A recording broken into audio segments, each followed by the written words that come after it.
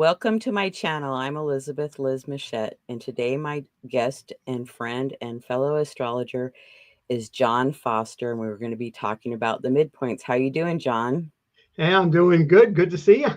Yes, it's great. I'm so glad that you're going to be sharing the midpoint information with us. Well, yeah, a brief overview, but yeah, just enough to whet the interest and hopefully build some curiosity. And yeah, I hope they'll see that they're an amazing tool. Well, I think they are. So we're discovering midpoint pictures, a brief introduction. And to get a hold of John Foster, his website is astroperegrine.com, and my website is alightpath.com, and we enjoy hearing from you. So I'll let you take it away, John. Okay, so the first question, if I were in an audience and looking everybody in the eye, I would be asking them this: Are you using midpoint pictures right now when you do a chart analysis? I do And from of course, time to time. huh? I do from time to time. Yeah, and then I would say, so if you are, congratulations, then you already know how valuable and important it can be. But if you're not, hopefully with this brief overview, this will get you moving to discover that you're missing a lot. Okay. So in this lecture, if you hear me talk about planets or points or a stellar body or something along that line, that means I'm talking about either the sun or moon, Mercury through Pluto, the node, normally just the north node, the Aries points, which are 0 cardinal, Aries, Cancer, Libra, and Capricorn, and then the ascendant and MC. Okay, nothing else. Okay, a little bit about how the lecture is organized. It's technical because we're talking about how do we see these relationships between planets inside of a chart. It's computer centric more so than math because obviously people have trouble with math, and the computer makes it real easy by taking care of all of that for us. So there's not going to be a lot of that, but just a smidgen. The principles are explained at a high level. I do believe they're practical, and I do believe they're useful. And as I often say, in my humble opinion, without a doubt or indubitably. Okay, so here's some of the reasons I should have put why I use midpoints. We have an aspect grid, and that gives us a clear picture of the direct and obvious relationships between planets. But midpoints give us additional points of contact, and they reveal behavior tendencies or talents that are not easily seen in a natal chart, because if you don't know that that midpoint picture exists, then how the heck are you going to be able to derive any meaning from it? It's also interesting that sometimes, as most of astrologers know, that if you have a planet that's unaspected, meaning it doesn't have any aspects to another planet in the chart, that planet doesn't have a point of integration into relating with all of the other planets. So what happens is sometimes if you go and you look at your midpoint pictures, you will see points of integration. And then therefore from there, you can see how that particular planet might be operating with another planet or a pair of planets. And another good use for it is synastry.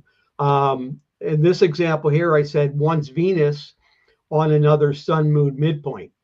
The sun-moon midpoint is a very, very important midpoint. We're not going to talk about it in this lecture, but we'll likely do so in the future, because if you skip or miss the sun-moon midpoint in your analysis, you've missed a lot. That's where I'm going to end that. Okay, so what is a midpoint? A midpoint is a mathematical point halfway between two objects. Okay, so there's your math. Two midpoints exist between every 2 points in a chart. So in this little diagram over here, we have point 1, we have point 2, and we just move them until we get to the middle point of it, and we go, and that gives us the midpoint. And there's going to be a close midpoint, and there's going to be a 180 degrees away from it. It's really a midpoint axis. Okay. Next slide. Oh, back, sorry. You went Okay. By convention, though, even though there's a midpoint axis and there's a close and a far midpoint, by convention, we only use the closest midpoint. And by using midpoints, this is what you get. You get an additional 78 points of potential contact. Okay, so That's that's a a lot lot. of extra meaning that you can derive from the chart. And sometimes what's interesting, I often, if I have a hard time integrating myself into a chart, I will distract my brain by going in and looking at the midpoints. And then the midpoints, I will start to get information that when I go back to the natal chart and then start to look at it, now all of a sudden I'm more easily able to route into the chart than I was previously. So they kind of help each other in a number of ways.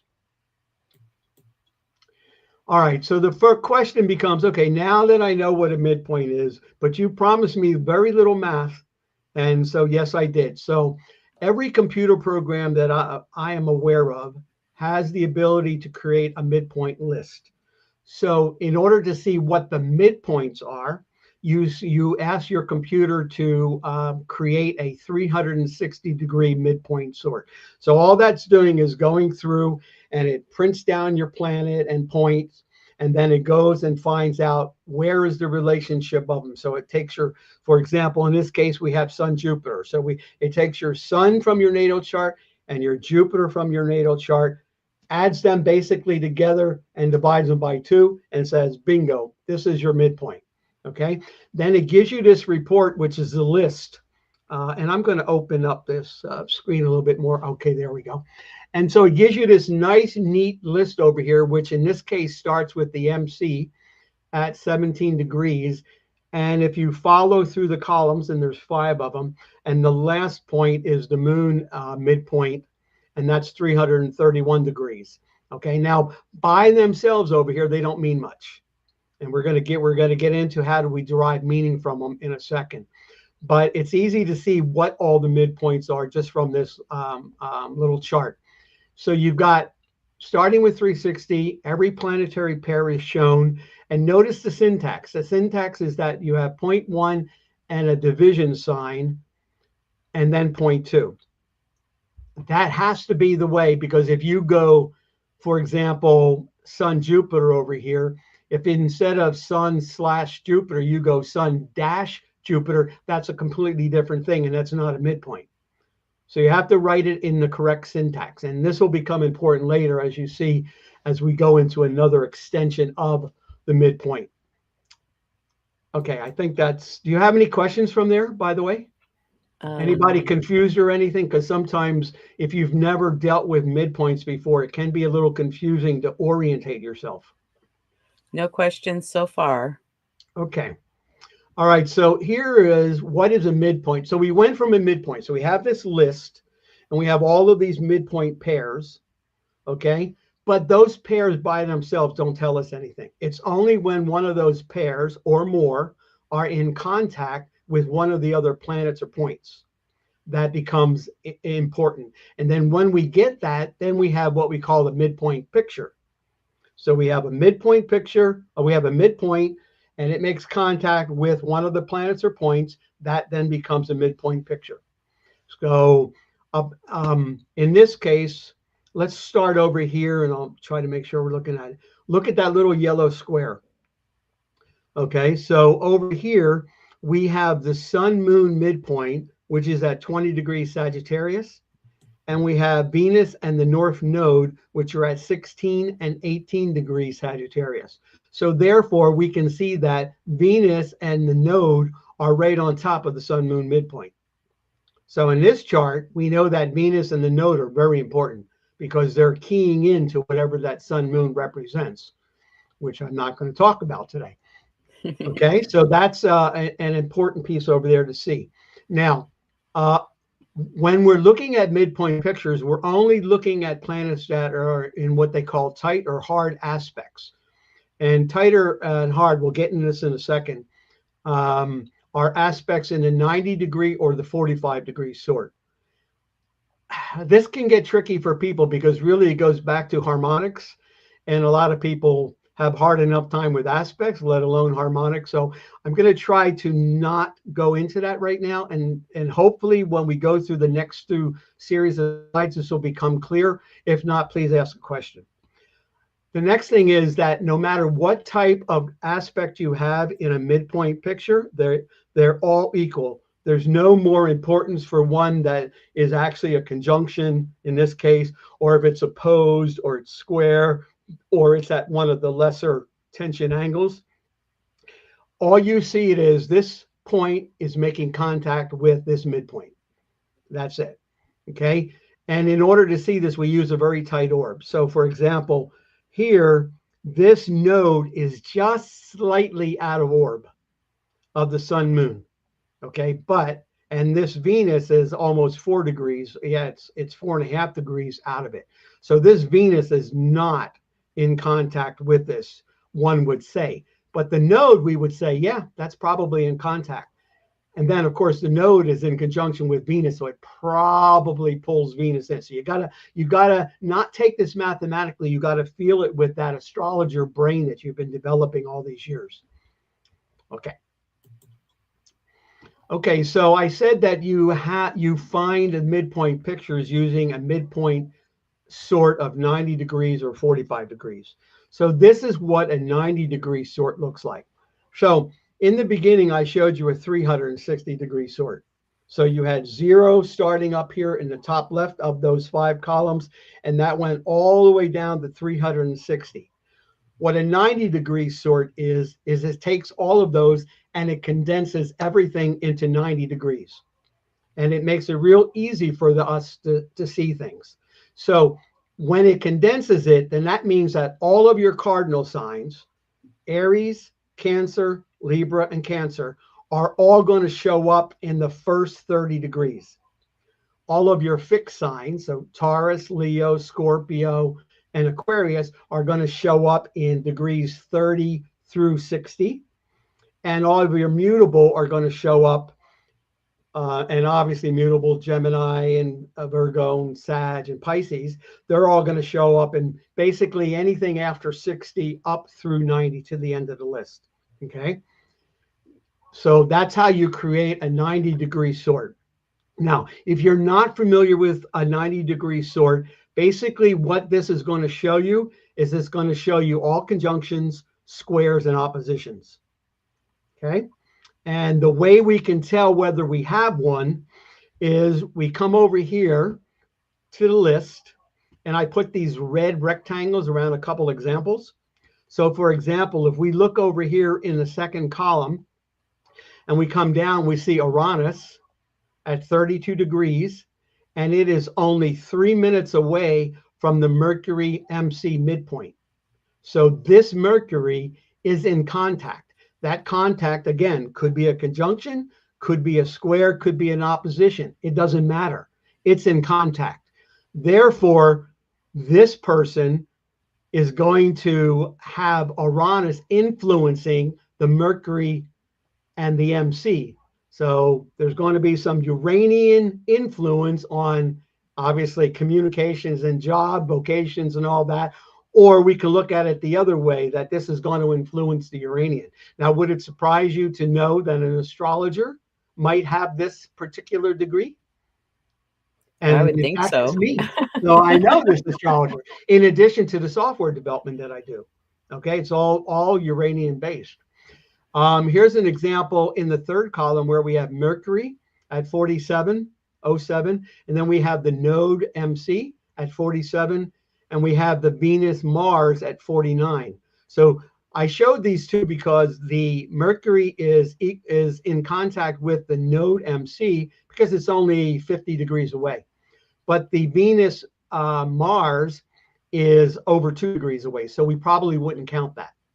Okay, unless in your astrology and you're looking at this and you're looking at the chart and you see that there's a Venusian and Martian stuff in the chart, then you may feel that this is going to come through and affect how this person communicates with the world, in its relationships and whatever else. Okay. And the third one we have over here is we have, like I showed you earlier in that little highlighted fragment of the chart, this is that section up there. So we see the North Node at 78 degrees. We see Moon Saturn at 79. So that node is making contact with Moon Saturn. Okay. And it's also just slightly out of orb of the Sun Moon. And the Sun Moon is so important that I would feel, like I said, it's kind of being pulled in. I feel that there's a contact here. Okay, so this is what a 90-degree sort shows, but that's not the only place that we find them. Okay, we also have a midpoint sorted 45. Now, the 45 basically just condenses everything. Your 360 degrees, it just condenses it into 45 degrees. And on a 90, we said 0 to 30. Well, now we have it. And we say all cardinal signs are between 0 degrees and 15. And all fixed are between 16 and 30. And all mutable are between 30 and 45. Okay? And it's the same sort of thing, except for, in this case, we not only can see conjunctions and squares and oppositions, but we also get semi-squares and sesquiquadrate aspects. Okay? Now, here's the same squares that we had previously, but look how they're in different columns now. They moved into different columns, but the relationship stays the same. Okay? So if you saw this Mercury equaling a node MC or a Venus Mars in the 90 degree, you also now see it over here in the midpoint for the 45 degree because it's still there. Okay? And same thing with Uranus over here. You see the Uranus and you see the Mercury MC in the middle right there. But above it, now we've added a new one. We have also Uranus is making contact with Venus and the node. Okay, so this might have effect on lovability issues. This might suggest something about the mother issue. This might suggest other types of things from a Uranian influence, okay, which could mean many, many, many different things. And down below, we see that there's that node again. And in this case, we see it with the Moon Saturn again, which Moon Saturn can be really challenging when you're in those early years. But as you get older, this could be emotional wisdom being shared with a group, as an example. Okay, so this can be a helpful thing down the road if you learn your lessons. Now, if you don't learn your lessons, I'm sorry, there's nothing's going to help you on that. Okay, so that's. So I have a question. Yeah. So is it common that they will like overlap, how in the fourth column they overlap? I wouldn't say it's common because unless in this particular chart, it's common because of where the planets were and where the midpoints were. But it's common that there'll be overlap between them because if a conjunction and a square and an opposition show up on the 90, they're also going to show up on the 45.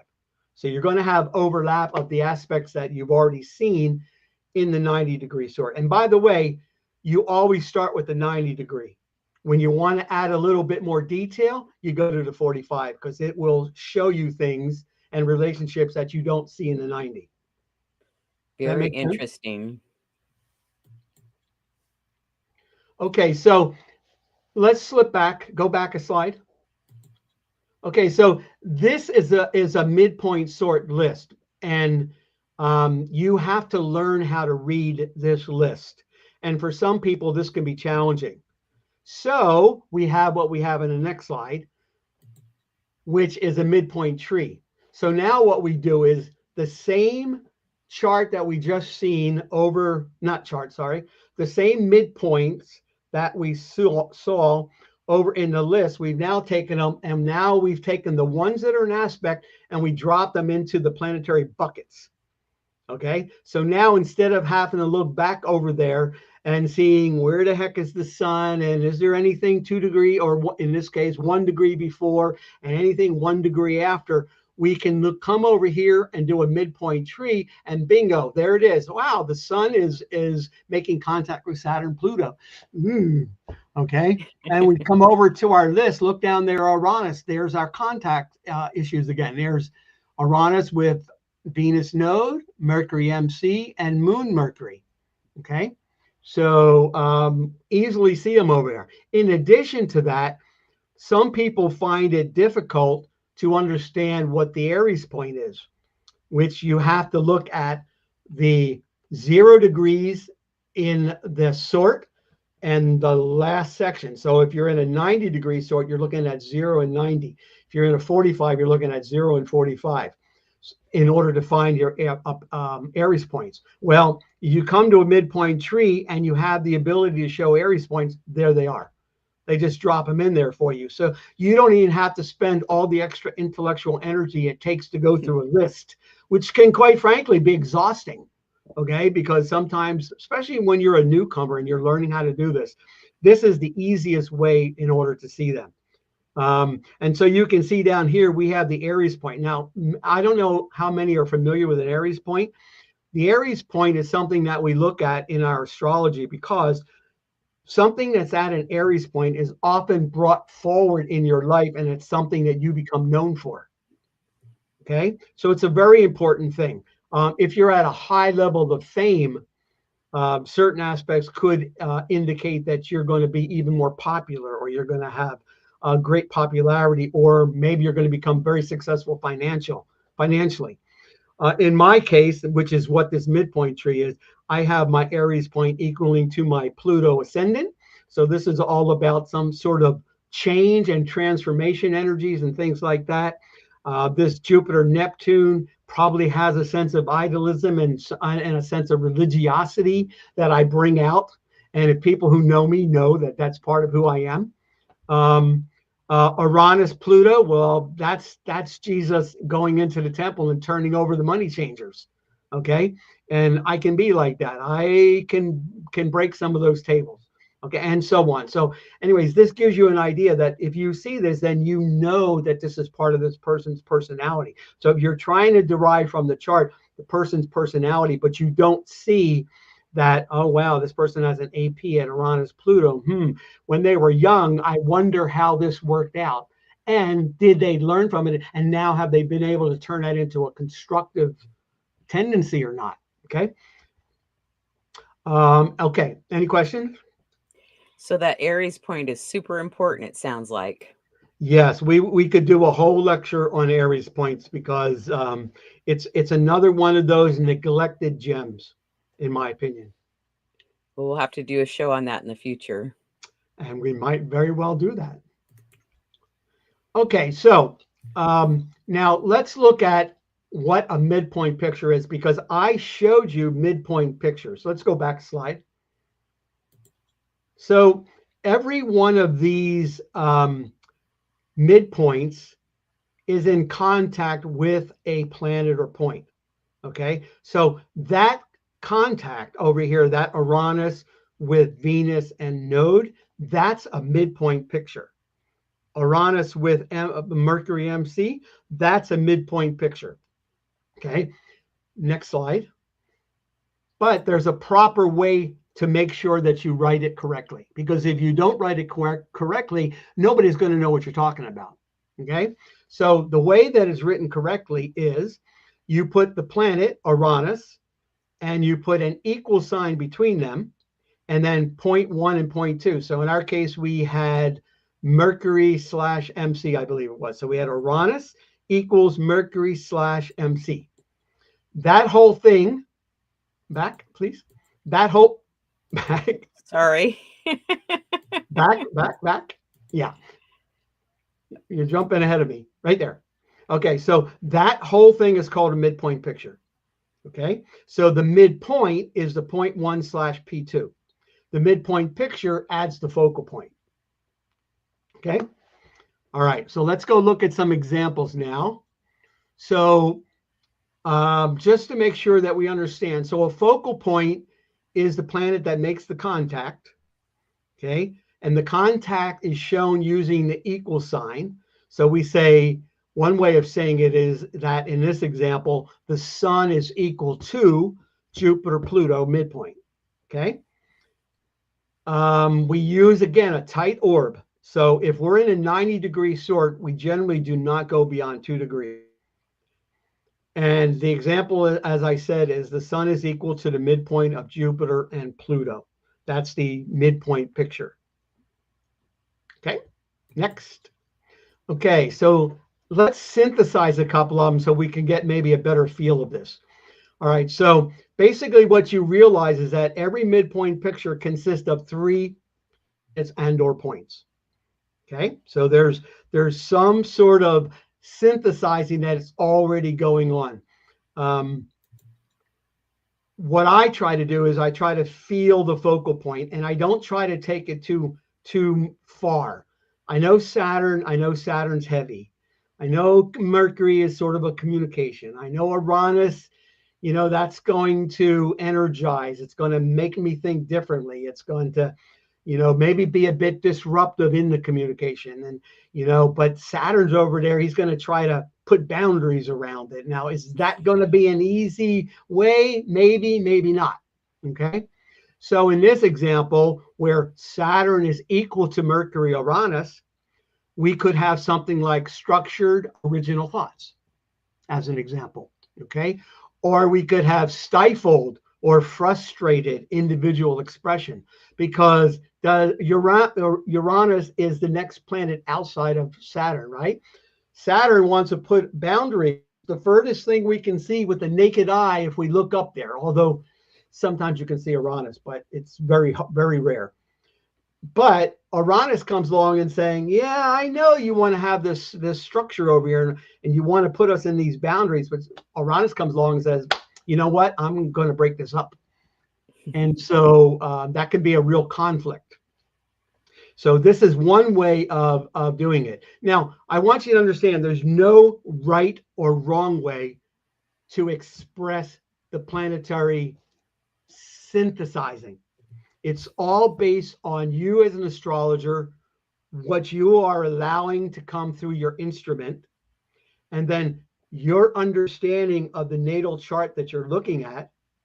And while you're in dialogue with your client, what you learn about them so that you can see how they are using these energies in their chart.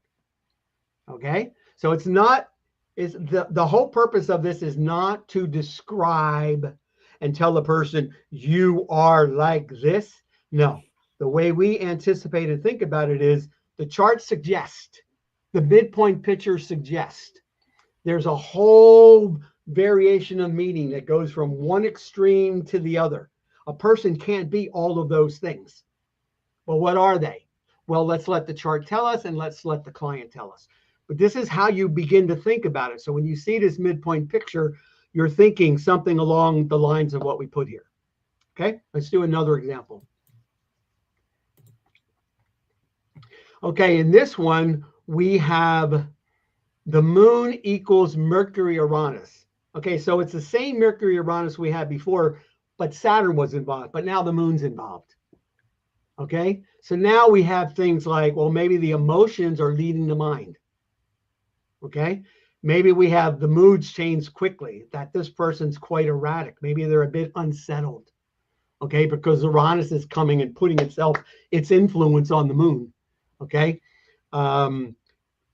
maybe there's a conflict with the way someone feels and the way someone is thinking about the situation. Okay, and so all you want to do is get a feel from it, but you're reading it from the moon is equal to whatever that is.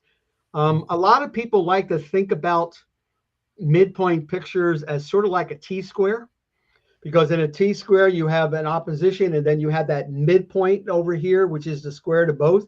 And this is the real important one because it takes whatever the synthesis of that opposition was and it brings it down here and says, boom, this is how it's going to work. Kind of like this without the T-square notation. If that makes any sense. Okay. It does make sense. That's a good example. Okay. Any questions? No? Okay. Now, nope. I thought to, just to get your curiosity up a little bit, let's take a look at an example here. So imagine that you did not have any of the information on the right-hand side. And this probably would have been a case where we could have put it in 2 slides. Okay. But if you can sort of mentally block that out and just kind of look at the chart. Okay. Well, we kind of already know in this chart that this Neptune is sort of important. It's in the 10th house. It's right on the sun moon. And when you learn about what the sun moon means, you'll realize just how important that is. So we know Neptune is going to work its way into the profession probably already. We know that's going to be an influence upon the vocation. We don't know what they're going to do per se. That's what we get by talking to them, because there's a whole range of Neptunian things, from being a creative artist to avant-garde stuff to the things we're going to talk about with Poseidon's Pioneer. And now let's say first of all, that green circle over here, what that indicates is this is an unaspected planet. Okay. And what that means to me, who learned and studied under Noel Till, it means that that planet does not have any Ptolemaic aspects. So there's no conjunctions, there's no squares, there's no oppositions, there's no trines, there's no sextiles. Okay. And we use tight orbs. Now, you may be looking at it on the chart and going, well, Mars is right there with Neptune's. Yeah, but it's 7 or 8 degrees away. So can you pull it in and feel it? Yeah, probably, with somebody who's using all of his energy and all of his Mars things to do Neptunian stuff. Yeah, you can do it. Okay. But you can also see that this Neptune is bringing more attention to itself. It's saying, hey, watch me, watch me, watch me. So if you're doing a chart analysis on this person and you don't bring up all of these Neptunian potentials, that person is not going to think you know what you're doing with astrology. Okay? Because that's where they live. They live in that Neptune. Now, the midpoint pictures show us something interesting. We see that Neptune, as I said before, equals the sun moon, and that's a biggie. It also equals Saturn ascendant. Okay? So how he structures his ambition and projects it out to the world is through Neptune. Okay. He has Jupiter, Saturn. So again, his success and his ambition and thing, how he does that is all Neptunian. And we have this moon Pluto thing. So there's some sort of transformative thing going on. But the Neptune is very important also inside of the midpoint chart. And again, the most important one here is sun moon, but that will be a future lecture. So I'm teasing you a little just so you'll stay tuned. But I mean, think about everything that Jacques Cousteau did. So first of all, the man lived in water. He lived in the ocean. Okay. Does that scream Neptunian? Okay. Second of all, he developed the aqua lung so he could breathe down there underwater. Okay. So he still wanted the freedom of being a person, but he wanted to be able to do it under the water. Always involved in various kinds of submersible things that he helped develop. And he also filmed everything that he did. So he was a filmmaker. Everything that I just said is Neptunian. Now, yes, you could have got them just from the chart and not looking at any of the midpoints, but the midpoints will add more to it. Okay, questions? Yeah, that can certainly add a lot more information. No questions from our audience at this time. Okay, go to the next. Okay, here's an example of a chart, and it already shows you who it is, but normally I wouldn't. But this person also has a Neptunian thing and a Venus thing going on. Okay, so when we look at his midpoint pictures, we are going to see that Venus, Neptune, and the ascendant are extremely important. And this person is all about teaching people how to have unlimited power. So we see over here right away, his value systems, Venus is equal to Saturn, Pluto. Okay.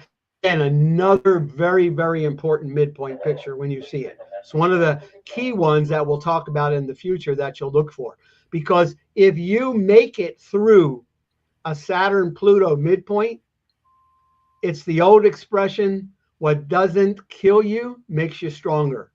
So if you are trying to teach people about transformation, wouldn't it be interesting to know that you had to go through that yourself in order to be able to then become the teacher that you became? So in this case, he has Venus and Neptune equaling Saturn, Pluto, in addition to these other ones. Okay, we also have the ascendant, which is equal to Saturn, Pluto. So all three of these things, we have a value system, we have a Neptunian profession.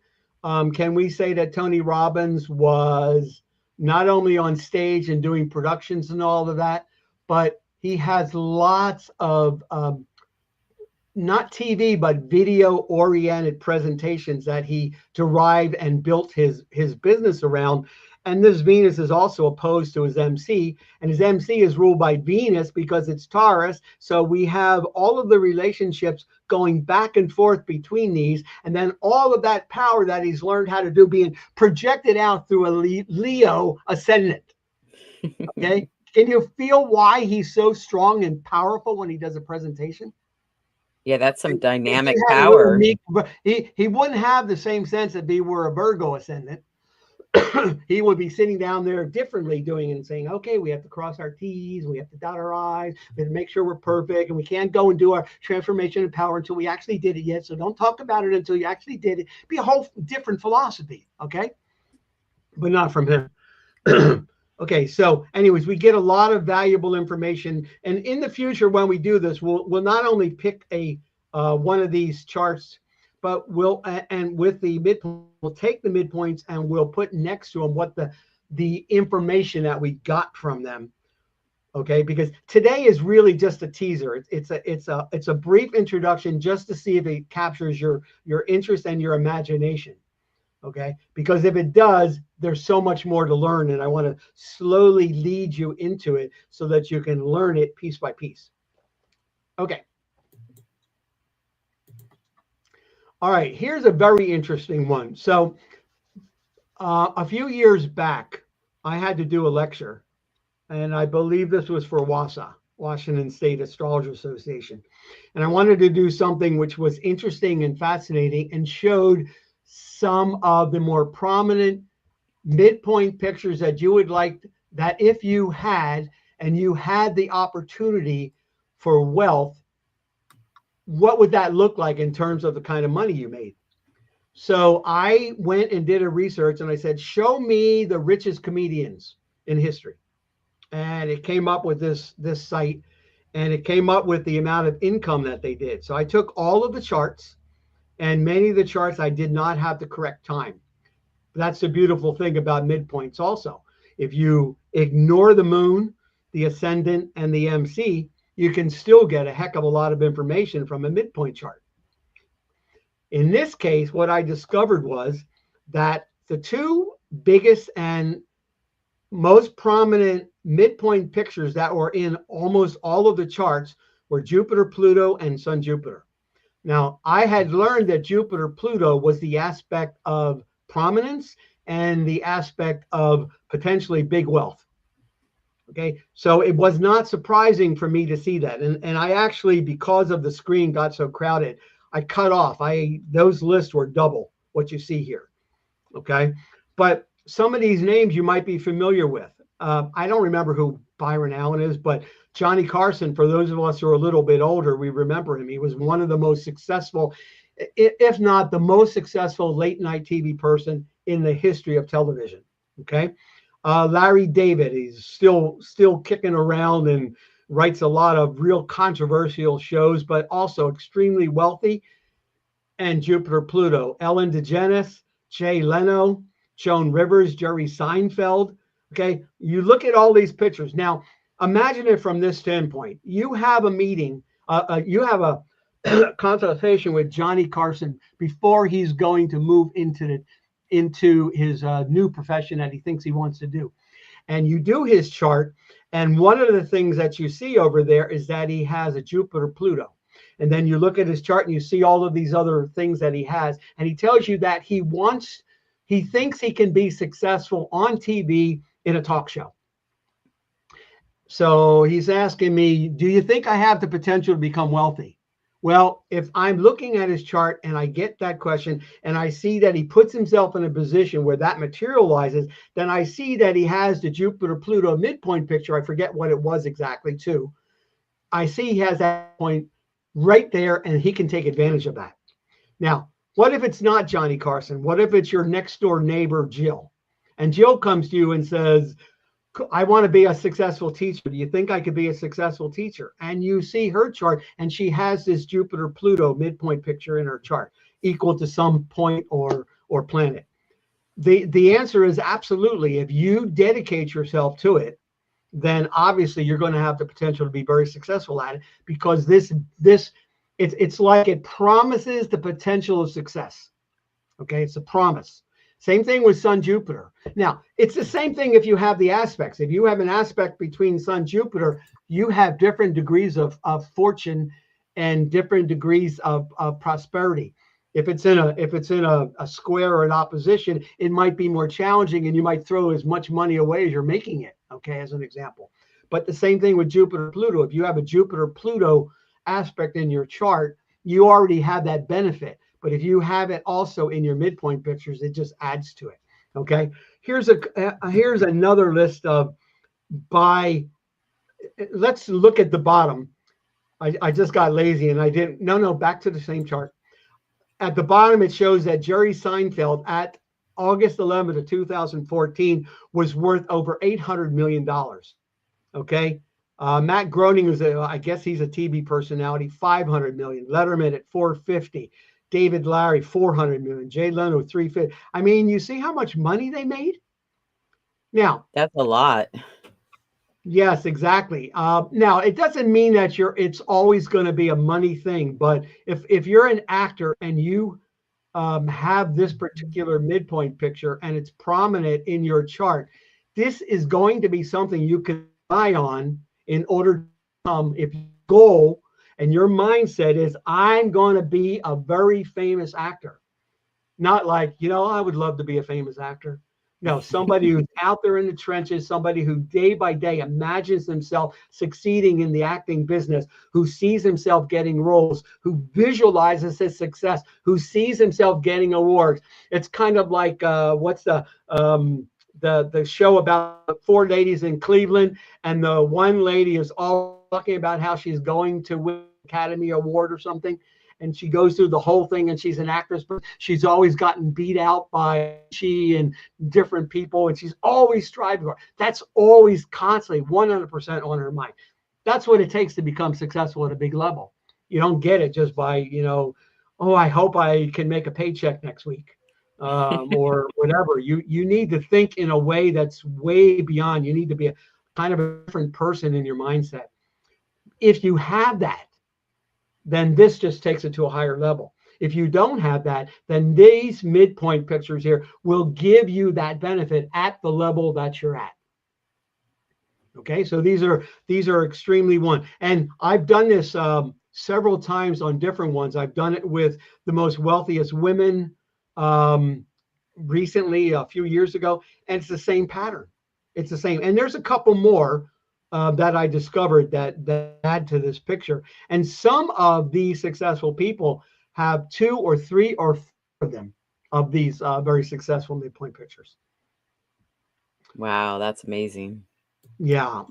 So that's kind of like real world. Okay. It's like, okay, the other ones were sort of theoretical from the midpoint standpoint. Then you got a couple examples of where you had these really famous people who were the top in their particular profession, whether it was Tony Robbins with the communication thing and teaching everybody how to communicate, but learning how to communicate with self first.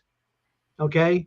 And then once you became knew how to train yourself to communicate in a certain way with yourself, then you start imagining, well, what's possible in the future for me? And then you start to dream bigger, and then you start to put feet on those dreams, and those dreams start walking. Then all of a sudden they're running, and now they're in a different location in the world, and so on and so forth.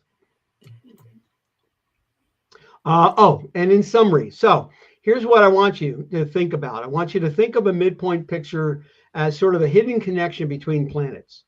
Okay. It reveals things you may not see at first glance. The software tools, all of them have it one way or another. The charts that I showed, shameless plug, are from Astrologer, and they've been designed to be as clear as possible. Those software tools make it easy to calculate and visualize the pictures because you don't have to do any math then. If you know how to do the math, that's a help, because when you're looking at a natal chart, you can see the most obvious midpoint pictures without having to go anywhere. I do it all the time. But we just started to scratch the surface. There's a whole world of midpoint wisdom waiting to be explored. And the really cool part, the best part, is they really are easy to learn and easy to use. Okay, so these are some of the things that Liz and I discussed. Important midpoints. So when I talked about the sun moon, for example, that's one we could do a whole lecture on. The midpoint of potential success and prominence, which I just hinted on by showing you the Jupiter Pluto, for example.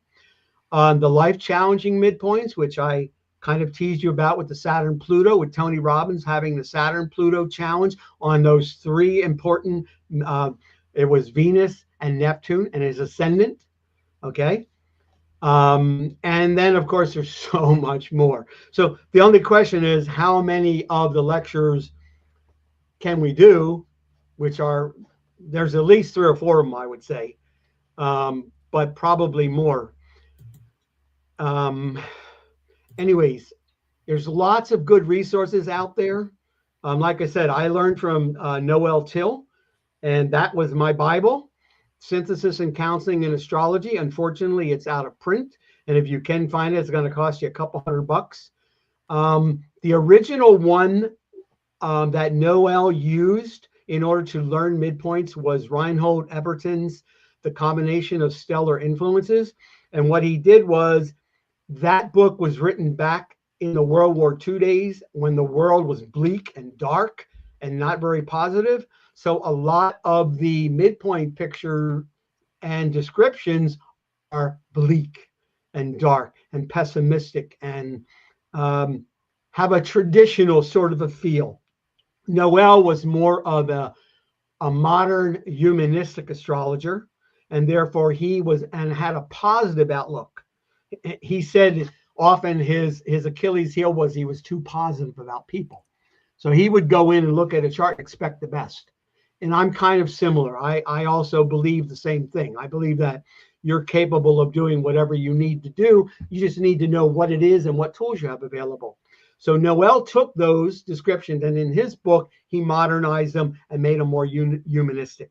And I find them to be extremely accurate. So even after I come up with my own thoughts, I will review from his book those midpoints to see what they further suggest to give me more grist for the mill, so to speak. And then Noel had a very prominent, his name was Don McBroom, and he wrote a book on midpoints, which you can find in the stores. And it's an absolute excellent treatise on how to use midpoints. And he covers the whole shebang from start to finish in a very clear way. And I highly, highly recommend the book. And in terms of if you want to contact me or you want information about my software, you can go to my website, which is astroperegrine.com. And if you scroll to the bottom, there is a link for you to sign up for the newsletter. If you want to book a demo or buy Astro Peregrine, go to the website, same link, and just scroll around and look at all the information, look at the testimonials, look at the kind of reports that we create. And if you want to learn more about astrology, from learning astrology from the very beginning all the way up through to become an advanced, and by the way, I am a graduate of Noel Till's master certification. I studied under Noel for 17 years, so I quite understand his system. Liz could tell you, we used to have meetings over here in my house for a couple of years, and I would impart what wisdom that I had. But we have private lessons, and if you go to jmastro.com, J stands for John, M for Sella, my partner, and you do /private-classes, We also have a whole course that you can learn the thing from beginning. It's about a 2-year course, 2.5 years, and you can learn everything you need to do. And it also includes a very good section on midpoints, a lesson on midpoints. That's how, again, how valuable they are. They're in the lesson on how to become a good consulting astrologer. Well, that's fantastic, John. And I even learned stuff, even though you've been teaching me about the midpoints for a number of years, but it's like it comes in better and better each time I hear something. It helps me to understand it. So I so appreciate you joining me today and sharing with our audience. And I look forward to having you on again. And I want to thank our audience that's been watching live, and then the audience that comes back in the future. We appreciate your support. And other shows that I'm doing is the Cosmic Connections, which is relationship astrology, magical astrology. Justin and I do the astrology forecast and a full moon forecast each month, and a Chiron asteroid series from time to time. And the Astrology Star Sisters have a number of shows to choose from: Chinese astrology, decans, dwarf planets, fixed stars, planet stationing, Uranian astrology, and the Venus star point. So lots to choose from. Holy moly. So I want to say thanks, and we'll see you again. Thanks for joining us. Goodbye All for right. now. Thank you, everyone.